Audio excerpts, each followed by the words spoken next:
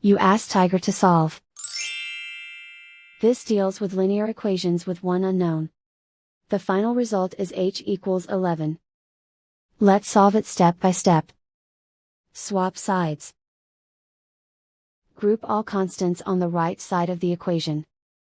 Subtract 6 from both sides. Group like terms. Simplify the arithmetic.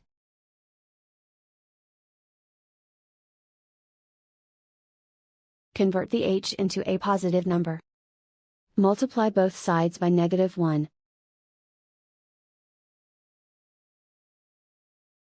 Remove the ones.